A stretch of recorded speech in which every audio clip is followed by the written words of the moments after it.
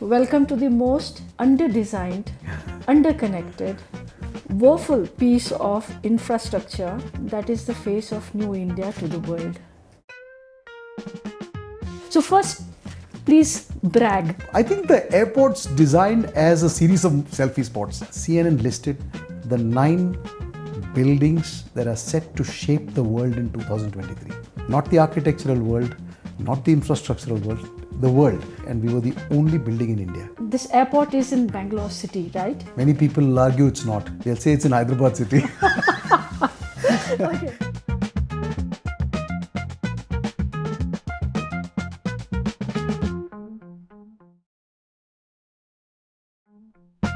We'll go back to 2008 when this airport was just getting started. And I'm going to read something that appeared it's a mint story, and it said, quote unquote, "Welcome to the most under-designed, under-connected, woeful piece of infrastructure that is the face of New India to the world." Okay, the quote goes on. And I was looking at this quote and I realized it hasn't aged well at all. And I remember recently reading on Twitter, one startup founder had come from Silicon Valley and he said he was stunned to see the airport. And he spoke about how it was a great reflection of India leapfrogging. I mean, so that way Bangalore represents India on the world map, right?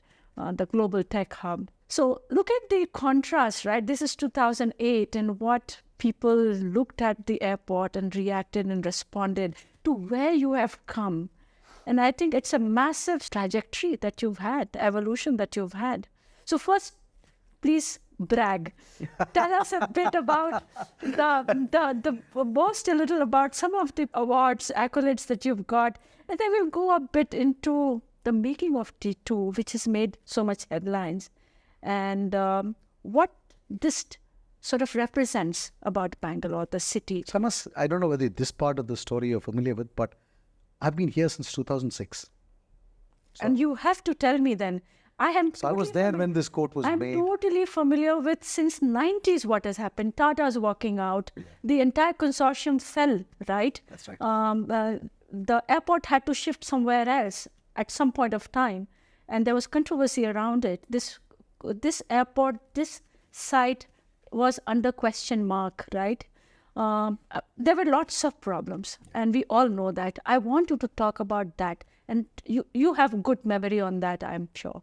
I'm going to test my memory now. I'm sure you don't have to test too hard. Please go ahead. 2006 is when I joined here, yes. And I was very much part of that journey. It was quite painful when all this happened in 2008 because, there was a lot of effort, a lot of sincere heart that went into creating this greenfield airport asset. And on the face of it, initially it was rejected, right? And I think there were many lessons to be learned on why it was rejected, and this comment came out and things like that. So before I speak about accolades that T2 has received, I've got to defend my first child, which is Terminal 1, right? But even before that, why don't you set the context? Okay. You and I may know, but I would want you to take us to 90s and then early 2000 when Tata's walked out. What was the problem? And a bit about the history of this airport. It was in early 1990s that HAL Airport decided that its own operational requirements are growing at a phenomenal pace. The test flights that they have to operate and so on and so forth. And HAL was growing dramatically, and it's still growing. And rightfully so, they came back to the government and said, find another parcel of land where you can set up a greenfield airport. That was the starting point for identifying another greenfield airport. And I think the first concession was awarded to Tata's in Singapore, Changi Airport Consortium of Singapore. Yeah, Changi. Jointly to establish the airport here. And for various reasons that are mired in political controversy, so I'd like to skirt the precise reasons why what went behind it, and probably I'm probably badly informed as well as far as that is concerned. But the fact is they walked out at some point, and then a search started for a new consortium to set this up. And they walked out saying that this airport is unviable, right? Unviable, and there were many things that were built into the bid to make the airport more viable. First and foremost, when the bid came out, it was on the basis of no concession fee to be paid to the government. So whoever operates it gets to keep the 100% of the revenues. Two, it was on the basis that the government will provide a VGF, a viability gap funding, to the project. Third, also an interesting part is that a part of the 4,000 acre campus was also meant for the promoters to capitalize by developing commercial real estate. Okay.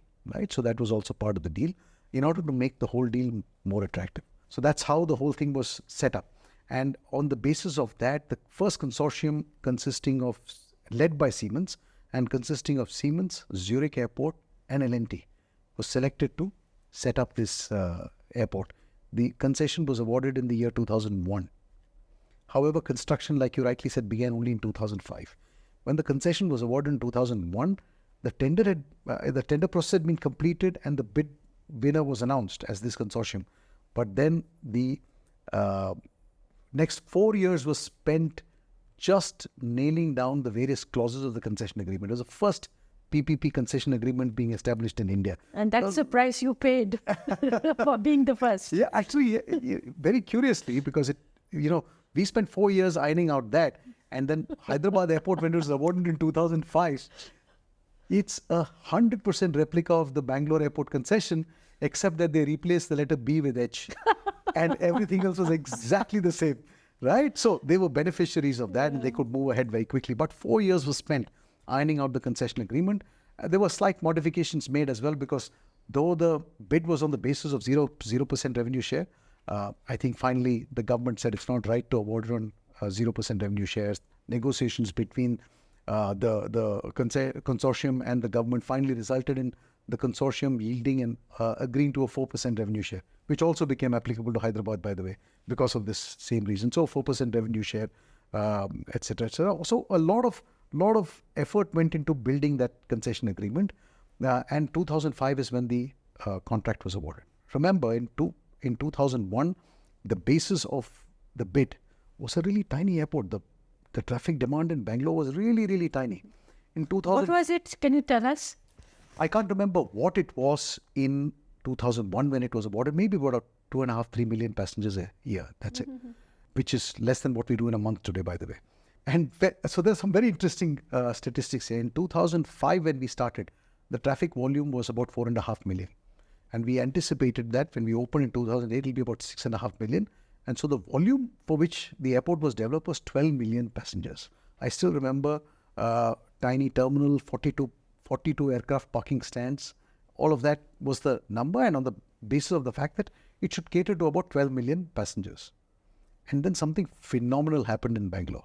Captain Gopinath opened Air Deccan and revolutionized air travel. It was, to travel for 1 rupee. Yeah. And you know what that did to the real dream of Hawai Chappal to Hawai Jahaj.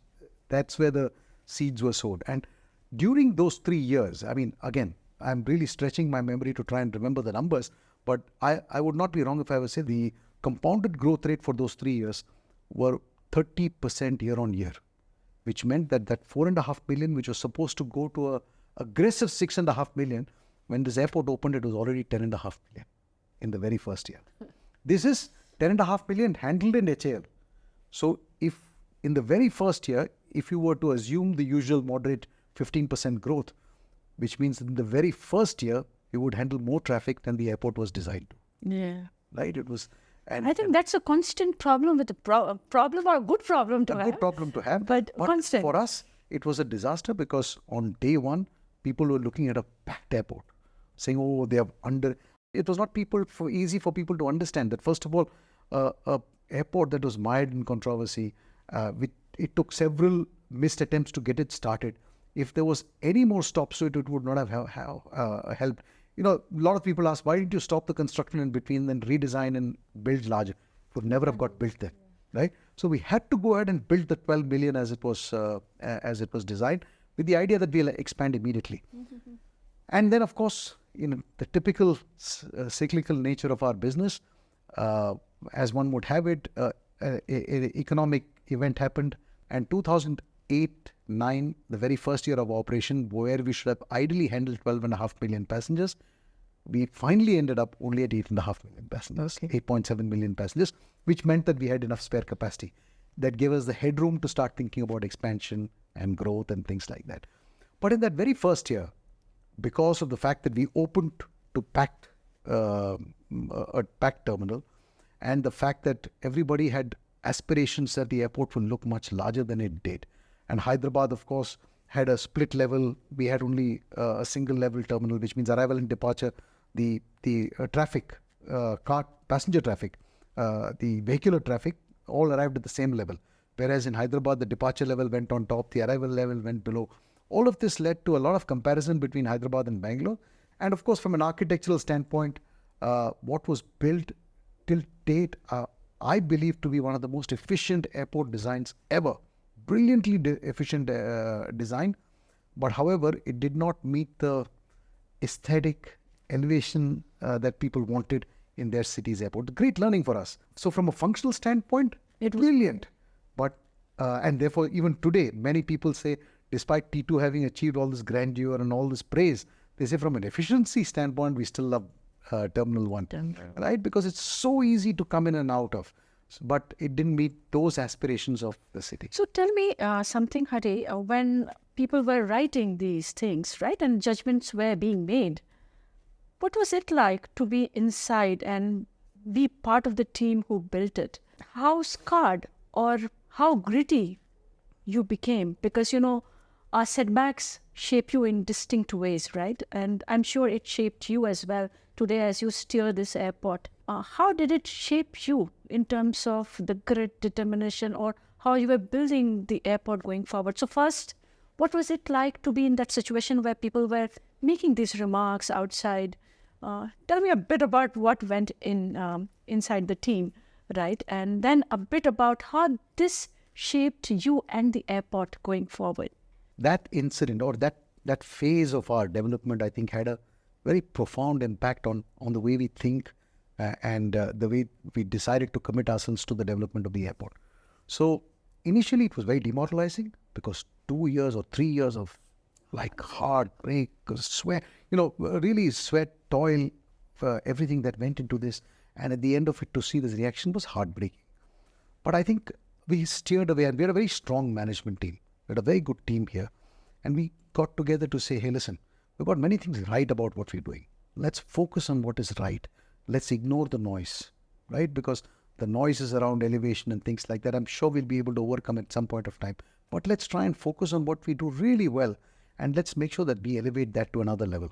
So we started speaking about, in very interesting ways, very creative ways about what we do right.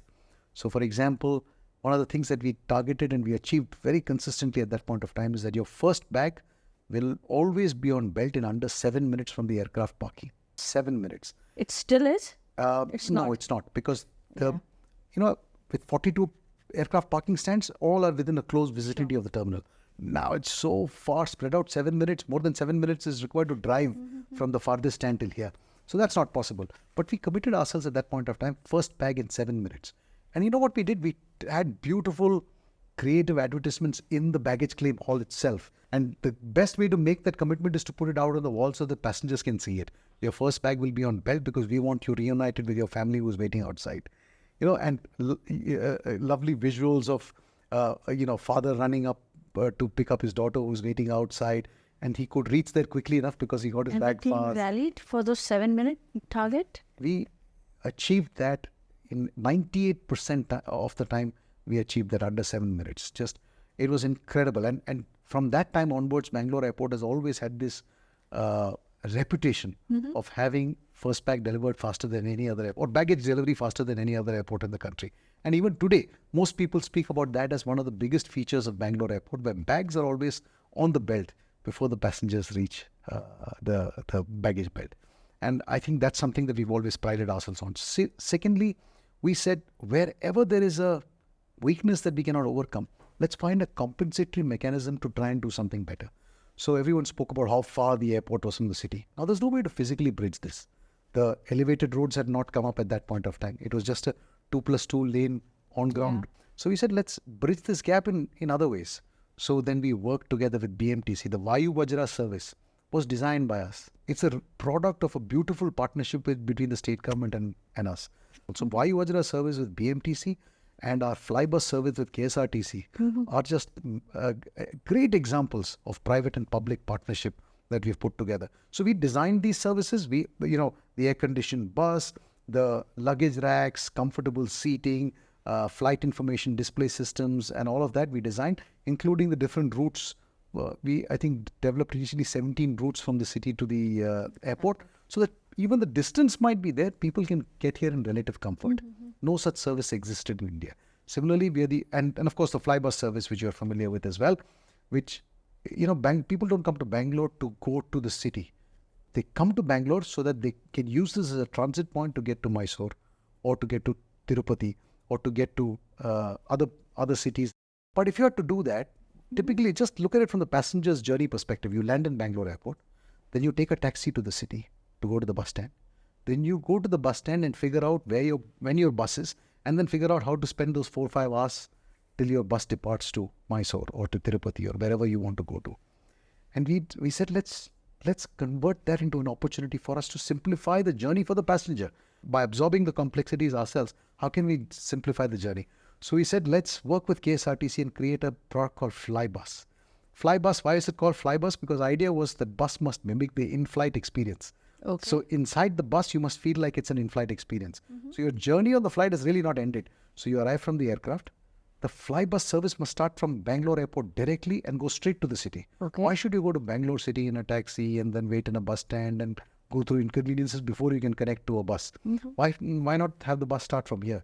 So then we started placing bus services to start from within 1.5 hours of the biggest arrival bank. Okay. So a lot of flights would land. Passengers who have to connect to buses will come straight to that. They are onto the bus and going straight to to whichever cities they're going to. And this simplified the journey dramatically.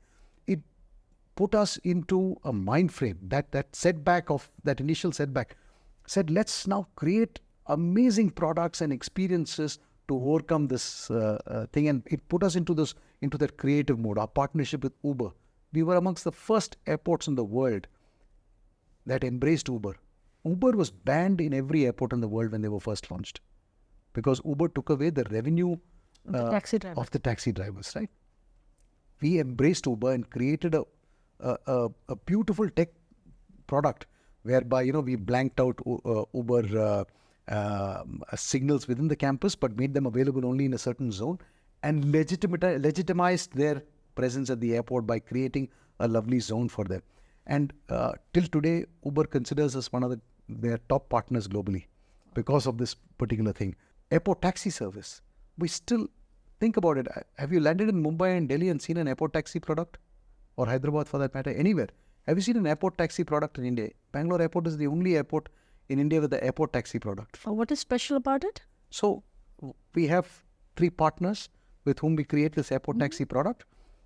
When you land in Bangalore airport, you don't take a black and yellow taxi or a car of any color, which today can be a taxi and tomorrow. Yeah. So we have a branded airport taxi product called the BLR airport taxi, right?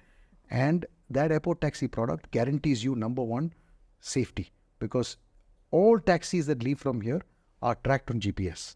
Okay. To ensure the shortest route and also ensuring safety. Through the airport taxi product, we maintain quality. We ensure that the drivers are in uniform. We ensure hygiene, safety, and a bunch of other features. And now, because we have an airport taxi product and only licensed airport taxi products are allowed to operate from the airport, we're also able to make the transition to EV. We plan to be in the next 3 years 100% EV fleet. Okay. Right, so that also helps in our sustainability journey. So and you have a stakeholder in that service. So we have always worked with 3 partners. Okay. One of them is always government. KSTDC is always a partner. Okay. So KSTDC operates a bunch of taxis. Then we've got Meru, Mega, and these companies, private taxi companies that operate. Then you have app taxi partners, which is typically Uber, Ola, and BlueSmart. Tell us a bit about the Blade service. I didn't know it existed, but as I was sort of reading about it, I got to know. Has it taken off? How is it doing? And tell us a bit about what exactly Blade service is. Blade service is basically a helicopter service From airport to the from city, the airport right? to the city. Yeah. Typically electronic city, HSR layout, far-flung areas. If you're going to electronic city, it's a 13-minute flight from here to electronic city. Huge saving for somebody who is traveling. And I think it's a great saving for people, especially if they're going directly to electronic city. It's been a lukewarm response at this point of time, and I think it's slowly picking up.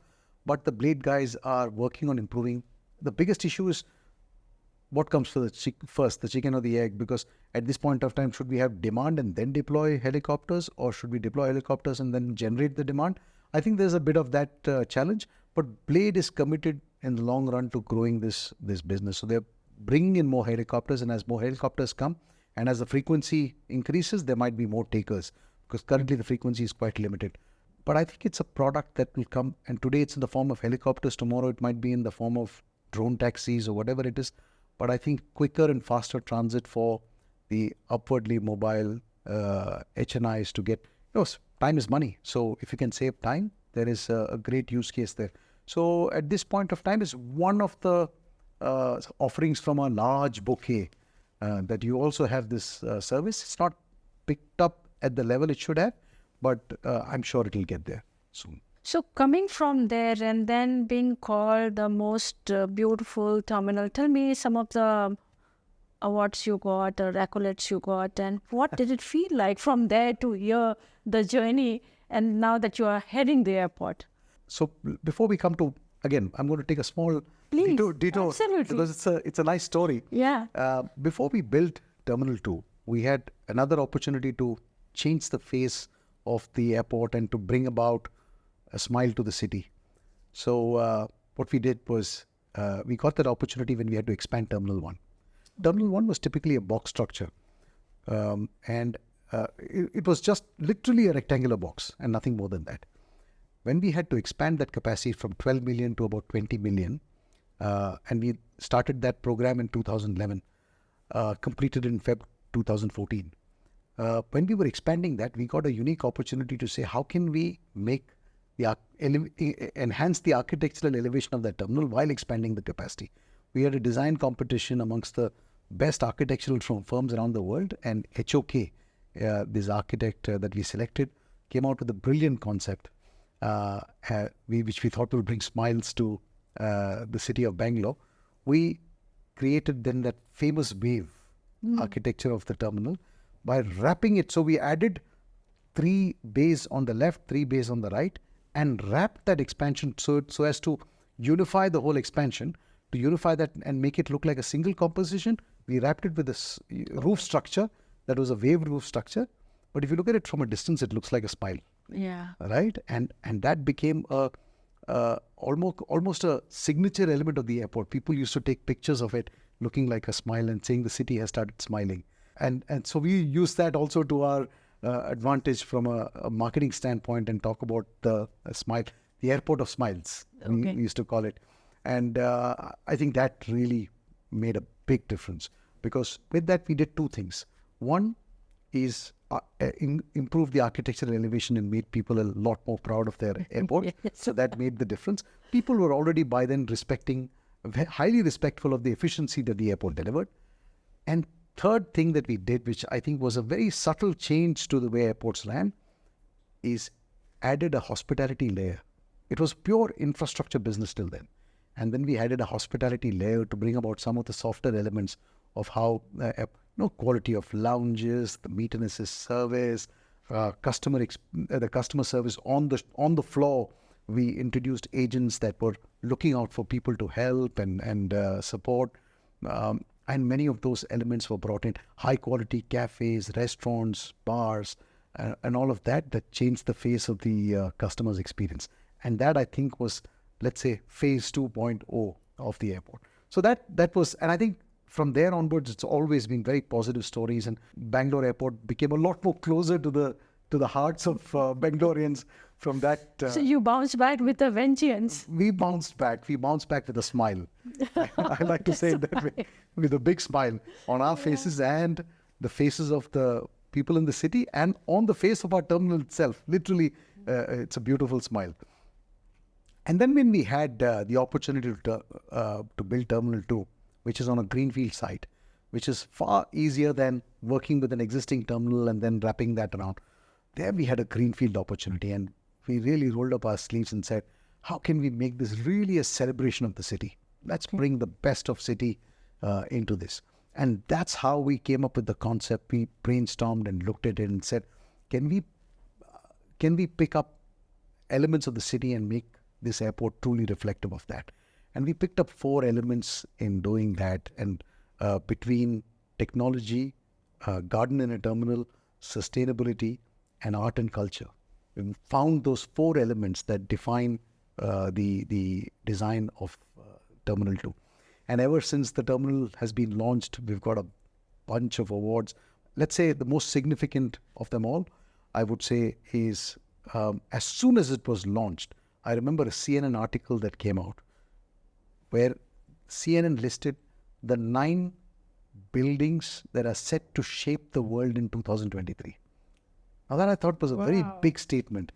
9 buildings that are set to shape the world, not the architectural world, not the infrastructural world, the world in 2023. And we were the only building in India that were picked. We were one of those 9 buildings. And we were the only building in India, or probably in Asia, that was picked for being of the type and nature that could change, that could shape the world, right? It isn't just about aesthetics. No. Right. So UNESCO has a award called the Prix Versailles, which is for great architectural works in the year. And we were number 2 globally for Prix Versailles. And we were the number 1 airport in the world from interiors perspective, the world's most beautiful interiors for airport terminals. So which was, I think, was a great accolade. Prix Versailles is a very, very high award, and we really pride ourselves on getting that. Then, of course, we've been covered by so many architectural magazines. The number 1 architectural magazines around the world have written about this terminal. And I think a large part of this credit, of course, we were responsible only for the vision. The team here was responsible for the vision. But I would fail in my duty if I did not mention the 2 consultants who did an outstanding job.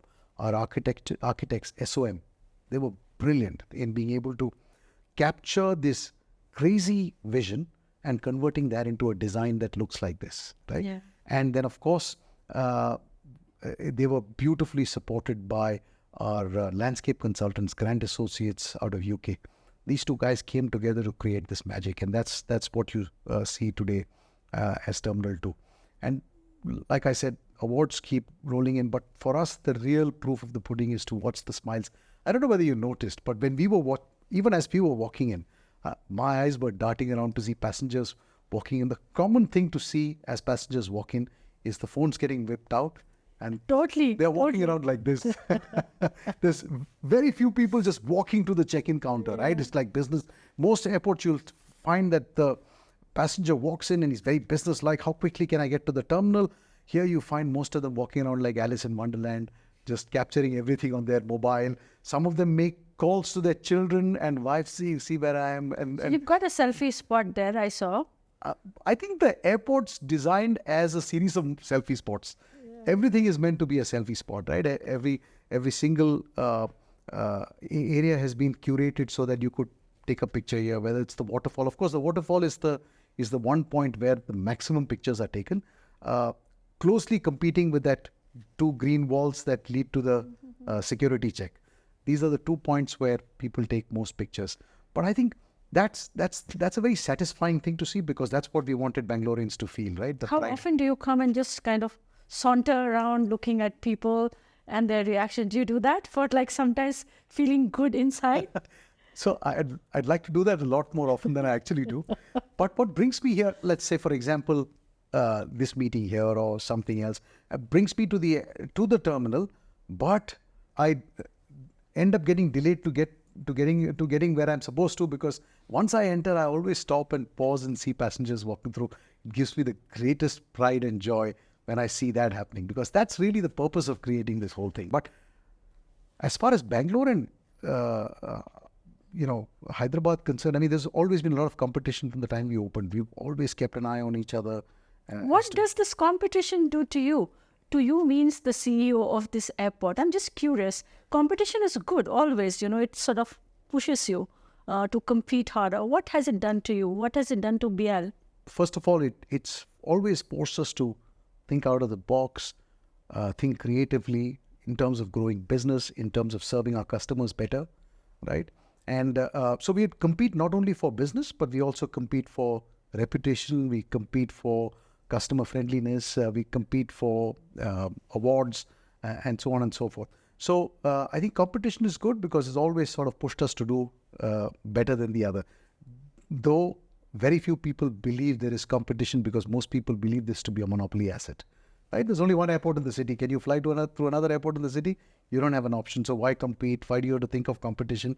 Can be questions that come up. But I think we think of competition from a very healthy standpoint. Right. And that's the point of view. So we've always sort of thought out of the box. So I'll give you an example. In cargo alone, when we speak about competition, if we were to take whatever cargo has to fly out of Bangalore Airport will come to Bangalore Airport. If you take that stance, I think you lose out a lot of business potential. So, for instance, we realized that there was a lot of export cargo coming from Tirupur and Coimbatore that was flying out through Chennai Airport. And this was only natural that it was flying out of Chennai Airport because it was natural because they were part of the same state, Tamil Nadu. But from a logical standpoint, if you look at it, it's closer to Bangalore than to Chennai from a driving distance perspective. So we went out and we engaged with the people there, and customs here strongly supported us. We figured out that what their pain points are, and we launched a new program called the Logi Connect program. So we run a clearance facility in Tirupur itself. So customs and us, we go there, facilitated with the people in the business, and as the products are manufactured there, they are cleared customs from there itself, loaded into bonded trucks, and they drive from there to Bangalore, customs cleared, under lock and key, come here, straight loaded into the aircraft and out. Zero wait time at the terminal, no storage, no demurrage charges, none of that. Just super efficient, straight into aircrafts and out. With this, we moved a large chunk of cargo that was moving through Chennai Airport to Bangalore Airport. This kind of thinking, this kind of out-of-the-box solutions come in only because when you think about it competitively, saying, let's outpace them, let's beat them. Because, and as you start developing many of this contributes back to the development of the city that you represent. Right. And that, I think, is how we think. So it's done a lot to us because even from a customer experience standpoint, we're always trying to outdo each other in terms of using technology to improve customer experience, to improve, let's say, DigiYatra adoption more than the other airport. And so at every aspect, we look at some element of competition from a very healthy standpoint. But from a comparative standpoint, the real case to speak about is Bangalore and Chennai. When Bangalore Airport was launched, Chennai Airport was bigger than Bangalore Airport from a passenger standpoint, from a cargo standpoint. This is 2008. In 2008. Okay. Now, over the last 15 years, we have outpaced and beaten Chennai from every respect, from passenger numbers. Where does Chennai stand today? At your 37.5 million? It's under 30 million. I don't know under the exact 30 numbers, million. Yeah. Oh, okay. Even from a cargo standpoint. Than Hyderabad as well. Hyderabad is smaller than Chennai as well. That's what I remember. I mean, I it can't would remember. If it's 30 million, then I can't remember exactly, but I think it's around there. And so we've sort of outpaced Chennai. Even from a cargo standpoint, Chennai used to be much bigger than Bangalore from a cargo standpoint. Now we are about 1.5 times the cargo volumes of Chennai. So I think all of this just once again underlines and reiterates the point that Bangalore is probably one of the fastest growing, one of the most vibrant, exciting cities in the country. So as we are talking about freight, passenger, Hari, I want you to help us understand, because we don't look at airport as a business unit, right? It's a corporate entity after all. And if 100 rupees was what you were earning, can you help us get a sense how much is coming from where? So one, cargo and passenger split, and what is coming from there, and what are the other sources of revenue that you earn? Before we go into numbers and breaking that down, I just want to give a context of how the airport is run. Sure. So as the airport operator, our job is to manage this 4,000-acre campus, to develop it, and the core mandate being to develop the core aviation infrastructure. That's the main mandate. Develop the core aviation infrastructure. And the core aviation infrastructure should provide capacity for airlines to grow their business and for all the other entities to provide great service to airlines and to passengers. And then, of course, in that context, we find opportunities to maximize our revenues through other means like retail, food and beverage, and so on and so forth. And in the 4,000 acres campus, everything from the road networks, the utilities, the IT infrastructure, everything is owned and managed by us. Right? So there are little revenue streams at various places. All that sort of gets aggregated when it comes to our revenue. The core part of it, which means running the terminal building and managing the terminal buildings, building and managing the runway, the aeronautical assets, all of that is always managed by us. But in many of the areas, we partner with global leaders. Like, for example, cargo. We don't do the cargo business ourselves. We have two cargo operators, WFS and Menzies. These are two global companies. WFS and? Menzies Aviation UK. Okay. And WFS. These are two of the biggest cargo operators in the world, logistics companies in the world. They do our cargo concessions, right? Similarly, for providing aircraft fuel, we've got Sky Tanking in partnership with Indian Oil. They come and provide us that service. So in many of these areas, what we get is a revenue share from them, right? So and similarly with retail, food and beverage, we earn a revenue share. We don't do the business ourselves. So what I speak about as a, when I split my revenues up, I don't speak of it from a top line revenue standpoint because that can be misleading. I speak of it in terms of what we earn out of that. Okay. So if you look at 100 rupees of revenue that we earn, at a broad level, 65% of it is aeronautical revenue. Okay. And 35% is non-aeronautical revenue. Which is retail, etc., etc. Okay. So 65% of the aeronautical revenue comes from broadly three buckets. Again, there are several line items. I'm not going to go to break it down into beyond a certain level. Mota. Out of that 65% aeronautical revenue, 54 to 55% comes from UDF. You know, the passenger fee that you pay, anywhere between 350, 500 rupees that you pay on your ticket. 55%, huh? 55% of that revenue is UDF. Okay. Then about 28 to 30% comes from landing, parking and housing charges. So 55% comes from air passenger charges. Yeah. About 28% comes from aircraft charges, charging the airline for operating the aircraft. Landing, for every landing we charge, then parking or housing the aircraft. That is 28% from that. 18% comes from all the concession fees that we earn from aviation service providers. Okay. Ground handlers, cargo handlers, into plane fueling, then in-flight catering. All of those revenues come into that aviation concessions. So that's about 18%. All of this put together bring 65% of our revenues. 35% of our revenues comes from all the revenue shares that we get from retail, duty-free, and all food retail and is on beverage. revenue share basis. All of them. Okay. Right? Retail, duty-free, food and beverage, advertising, parking, lounges, day hotel, meet and assist services, and so on and so forth. We always work with partners and they pay us rentals, office rentals, all of that comes into this. That's about 35% of the revenue. And all these 50,000 people that you have? No, not 50,000. That's misleading. 50,000, 38,000 is what the campus employs. Okay. So again, if you were to broadly break that up, BIAL itself, since it controls the core infrastructure, has only about 1,600 employees. Our direct employees. Got it. Then we outsource many of the functions we are supposed to do. So for example, the housekeeping of the terminal, we employ contractors. Security of our offices, we employ contractors. Parking management, we employ contractors. Trolley pushing, we employ so third party. About 6,000 people in direct contract, right? Through direct contracts of BIAL. Then is all the partners, customers, airlines, concessionaires, vendors, all of that put together adds up to the 35,000. Got it. So there's a larger question I want to ask Hari, and especially because this airport is in Bangalore city, right? Many people argue it's not. They'll say it's in Hyderabad city. Okay. I get this quite often. Let them argue. But Bangalore, if you look at the city's infrastructure, and the city has grown so beautifully at so many levels, but it's the infrastructure in the city which is lagged far behind, right? And we have problems on roads, garbage, virtually everything probably city is grappling with.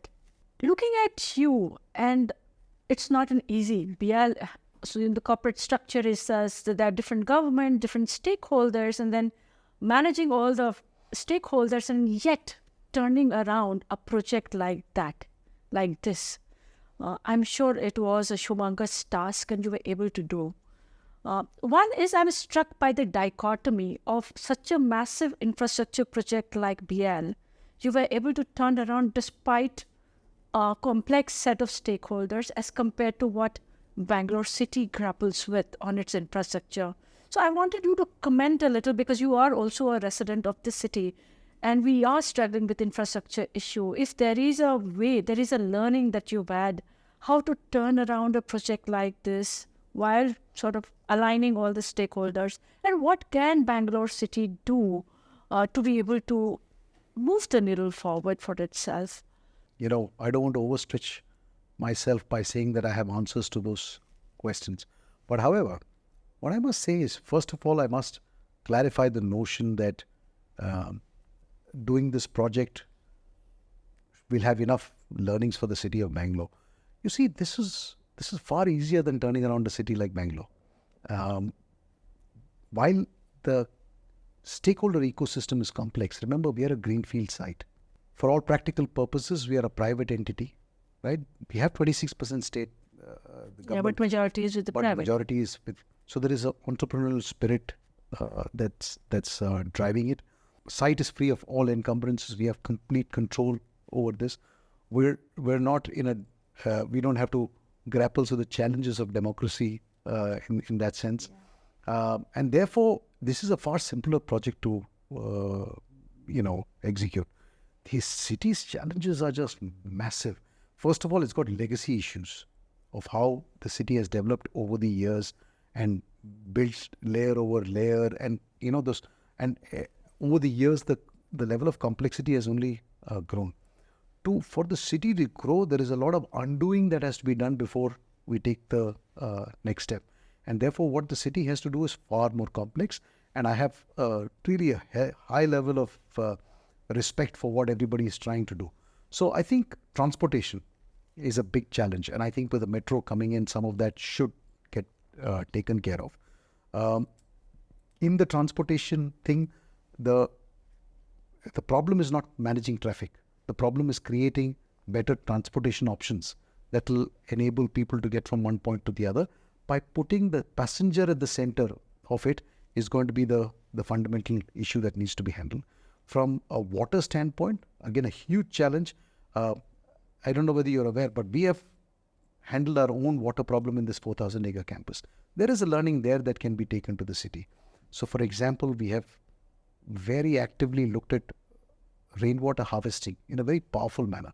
In the last 10, 12 years, we have put together a program of rainwater harvesting, as a result of which today we replenish 2.36 times the water that we consume. Wow. Right? So for every liter of water we consume, we replenish 2.36 liters of water. And as a result of which we have water surplus. So in this period when the city is grappling with water crisis, we have turned around and told the city we don't need any more water. We will manage our own water requirements. We consume about 3 million liters of water every day. But we take that water from our own sources that we have created. We have created lakes, we have created reservoirs inside the campus from which we take water, treat it and use it for our own requirement. Okay. There couldn't be a better contribution to the city. But the city can pick up from this, because if Bangalore, I recently saw a report that said that if Bangalore does rainwater harvesting in a very effective manner, 100 days of Bangalore airport's requirement, Bangalore city's requirement can come only from that one source, right? So that's a great way to look at it. That's one thing that we can do. Then third thing is the power of a master plan. and the discipline of cities sticking to the master plan. It's important to have, for the city as well, a master plan as to where growth will go, and also important to make sure that we stay true and disciplined to that master plan, right? So when you give building clearances, no building clearance should be given unless it's possible for the road to have the absorption capacity for the traffic that will be generated, unless that building can be delivered power and water that it requires, and until it can take away the sewage that it produces. Until these things can be done, it should not get clearances. And that should be all covered as part of the master plan development. And the urban planning guidelines should cover all these requirements. But it takes a lot of discipline in the kind of environment that we have. It's very difficult to achieve that. Hari, do you want to talk about the future? One of the biggest peeve that passengers have about the connectivity to the city, right? Airport, metro, suburban railway, those were two things. And then, of course, what you call, I think, BMS or something, the connectivity between the terminals. Right. A bit about that. Where are we right now, and what does future look like to you? I think the next 5 years are going to redefine Bangalore Airport in more ways than you can imagine right now. Please elaborate. So, first and foremost, I think let's get the elephant out of the room, which is the thing about connectivity. The metro connectivity, as you can see, is progressing at an incredible pace. You'll see as you drive down from the city to the airport, you see the development that's happening there. You know that it's happening at the pace at which it should be happening. And for large infrastructure projects like this, it's difficult. So the metro connectivity will be completed and operationalized sometime by mid-2026. Let's say the first half of 2026 is the target, which is great because it's happening now, finally. And the other part is that there is also a plan to bring the suburban rail connectivity to the airport as well. So effectively, when you look at it in the medium term, the airport will be connected by the metro and the main road that you come on right now. The other two key developments that will happen in the slightly longer term are the suburban rail connectivity. Mm-hmm. And then in even a further longer term, of course, whether it's helicopters or vertical takeoff capability vehicles such as, let's say, a drone or whatever it is. But apart from that, there's one very interesting project that we're doing right now, is to connect the airport from the other end of the airport. So today you enter the airport from the western side through the national highway that goes to the airport. But from the eastern side, there's a highway that goes right next to the airport boundary, state highway, that comes from Whitefield. So to connect the airport to the city from the eastern side, if you connect it directly there and from a tunnel bring the passengers underneath the active aircraft parking apron to the terminal, it could save driving distance from Whitefield of close to 30 minutes. It could take 30% of the traffic that's coming to the airport away from Hebbal completely, which means choking Hebbal in that sense. And a lot of multiple benefits to the traffic within the city itself, because everybody comes to Hebbal and then comes to the airport. This will take about 30% of that traffic away. It's already underway, the project? It'll start this year. Construction will start this year and will be completed in the next 3 years. Okay. So that's called the Eastern Connectivity Tunnel. So multiple things from a connectivity standpoint. Apart from that, the pace of growth that's coming in aviation in Bangalore right now, it's such that, look at the number of aircraft orders. 1,200 aircrafts are on order in India, which is the highest number we've seen globally. The largest aircraft order in the world, 1,200 aircrafts. And they're all coming into India in the next 10 years or so. India is today the third largest aviation market in the world, right? It is. With this, what's going to happen is that airport capacities will have to keep pace. Mm-hmm. So in October 2023, we closed all our projects, including Terminal 2 and all the associated projects that were done. And in February 2024, 5 months later, I was presenting to the board a plan to further infuse 16,500 crores in expanding the next phase of the airport. And I'm sure the board members looked at me as if I was crazy, because he has just completed this 12,000 crore expansion program and now he's already proposing. But that's the pace at which growth is happening. And something's got to be said about the private investors who've invested in Bangalore Airport. In the last 17 years, for 15 years, we haven't declared dividends, because everything that we've earned has got reinvested back in the business again and again and again. And the private investors have done an incredible job in remaining committed to the fact that when you invest in a public asset, this is the price that you've got to pay. You've got to reinvest, especially in a high growth environment like this. So would this be the fastest growing airport in India? I mean, of course, at a large base. There have been times at which it has happened. So, like for example, there were times we were the fastest growing airport in the world. In 2018 and 17, if I'm not mistaken, we were the fastest growing airport of the world. Okay. Even now, there have been periods during which we've been faster than all other airports. But sometimes cargo, we are ahead of everybody else. Sometimes passengers, we are ahead of everybody else. So by and large, we are amongst the fastest growing airports in the country today. So with that, what does the 16,500 crore include? It includes this Eastern Connectivity Tunnel I spoke about. It includes the construction of the 2 metro stations inside the airport campus. Okay. It includes a bridge that will go across the main road, which will connect the 2 runways on which aircrafts can cross over to create airfield circulation. Okay. It includes a bunch of taxiway extensions, aircraft parking aprons, for parking stands for parking aircrafts. It'll include phase 2 of Terminal 2. Terminal 2, as you see today, is only half the terminal. Yes. The second half of the terminal is yet to be built. So building the second half of the terminal. And once that completes, what's your peak capacity then? Our capacity is different, but the total annual handling volume would be about 50 to 55 million of this terminal, T2 alone. T2 alone. And then T1 will be about 30 to 35 million. So between the two will be about 80 plus million between the 2 terminals. Okay. And then there will be other projects like utilities, power, water, and all of that needs to be added to support this infrastructure growth. So there is a bunch of a general aviation terminal like this. I think there are about 16 different projects that constitute this 16,500 crore project. And that I think we are kickstarting from this year onwards. So which will be what the next phase looks like. But this is only the aviation growth. Simultaneously, we've also kicked off the airport city development. So this year, we have started the development of a 775 room hotel. We've started the development of a 2 million square feet office complex. And over the next 10 years, we are developing about 400 acres into the airport city, which will have office complexes, business parks, hotels, close to anywhere between 2,500 to 4,000 hotel rooms, retail, dining, entertainment, convention center, concert arena, and so on, and hospitals, and so on and so forth. So all of that will also get developed in this airport campus in the next, 5 to 7 years. So like I said, there'll be so much development that's happening here, you will not recognize this campus. What about the new airport, Hari? The new airport that was being discussed, the T3 one was hearing about. Overall, Bangalore Airport has only 2 runways. It can never go beyond 2 runways. The restrictive capacity of this airport is the 2 runway system. The 2 runway system can handle close to about 100 million passengers. Okay.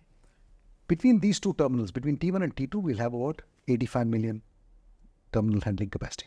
We will need a T3, which will have about 25 to 30 million passenger handling capacity. And that will be built after phase 2 of Terminal 2 is getting exhausted. Once we're reaching, so 85 million is the capacity of these 2 terminals. When we're reaching about 70 million or so, then we'll start the construction of Terminal 3. Once Terminal 3 is completed, that exhausts the total handling capacity of this airport. And that will happen sooner than you can imagine. And this is a very interesting story. When we started the airport in 2006, the construction, the master plan envisaged that at the end of the concession period of 2068, the total passenger volume at Bangalore Airport will be 40 million passengers.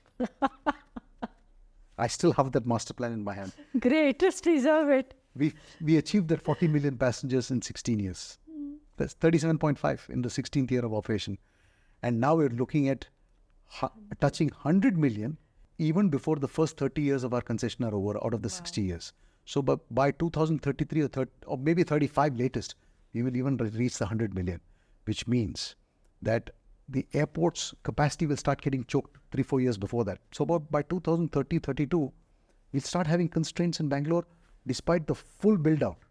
There's nothing further can be built in BIAL, but then the constraints will start, the infrastructure will start creaking and the strains will start showing. So that's why I've been making representations to the government. At least on airport capacity, let's remain ahead of the curve. Let's start planning for Do you have a second airport pick, right now. favorite pick, personal this thing? What would be your pick if you would like to pick a Area? location? Yeah. I know different No, I don't areas want are being sort of set talked the about. cat amongst the pigeons by saying this. This will be highly controversial if I say something like this. Wildest thing that has been transported through your airport? Transported officially or unofficially? Boeing or Airbus? That's a tough one. The new airport that was being discussed, the T3 one was hearing about. What would be your pick if you would like to pick a... This will be highly controversial if I say something like this. What is it about coconuts here? What is it? I mean, I can't wrap my hands around it. If you ever do, please tell me. The city has grown dramatically. You've also grown older. The love affair continues. Even my wife, I got married to 25 years, is not the one she used to be. But our love has only grown deeper. So I can't say that. I can't say that I wanted the city to remain the same. I think my love for the city has only grown deeper.